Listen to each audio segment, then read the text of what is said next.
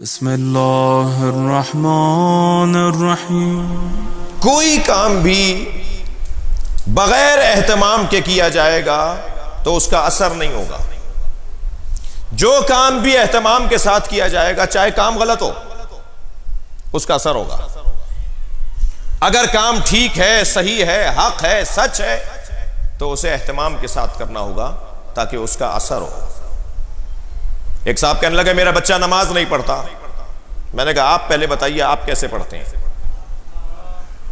کہنے لگے کیا مطلب مولانا، میں تو نماز پڑھتا ہوں۔ میں نے کہا نہیں، تھوڑا سا بتا دیجئے کیسے پڑھتے ہیں۔ معلوم ہوا جی تہمت میں نماز پڑھتے ہیں، کچھے میں نماز پڑھتے ہیں، بنیان میں نماز پڑھتے ہیں، بال بگڑے میں نماز پڑھتے ہیں، پسینوں کے کپڑوں میں نماز پڑھتے ہیں، سجدہ کالی ہو گئی ہے اس پہ نماز پڑھتے ہیں، جہاں نماز دھوئے ہوئے 10 سال ہو گئے اس پہ نماز پڑھتے ہیں۔ تو بچے کو نماز سے پیار کیسے ہوگا؟ آپ کیا تو نماز انتہائی اور نماز کا طریقہ انتہائی نظر انداز ہے، یعنی کوئی حیثیت ہی نہیں ہے جہاں نماز کی۔ کارپیٹ گھر کا اچھا ہوتا ہے جہاں نمازوں میں مٹی بھری ہوئی ہوتی ہے۔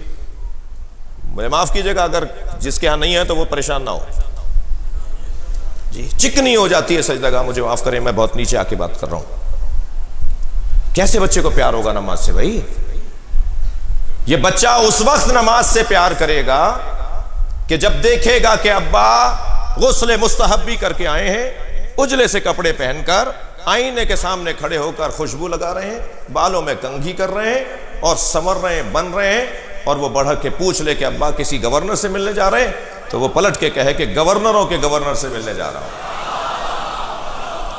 جی، دنیا کا کوئی صاحب حیثیت نہیں ہے جو اللہ کے سامنے حیثیت رکھتا ہو، مگر یہ کہ اس نے اللہ کی بندگی کی ہو تو اب اس بچے کو اس نماز سے پیار ہوگا جس نماز کو اہتمام کے ساتھ ادا کیا جا رہا ہے۔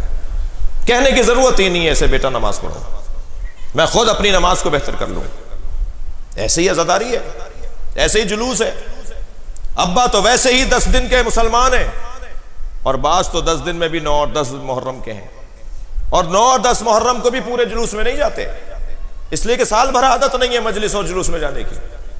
جب سال بھر جلوس اور مجلس میں جانے کی عادت نہیں ہے تو یہ تھک جاتے ہیں، آدھے جلوس سے واپس آ جاتے ہیں۔ تو یہ بچہ آپ کا عزادار کیسے ہوگا؟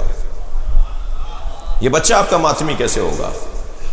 جی، خدا کے واسطے دوسرے کی خاطر جینے کا جذبہ، ایک نتیجہ اس کا یہ ہے کہ ہم اچھے نمازی ہو جائیں تاکہ ہماری نسلوں میں نماز منتقل ہو، ہم اچھے عزادار ہو جائیں تاکہ ہماری نسلوں میں عزاداری منتقل ہو۔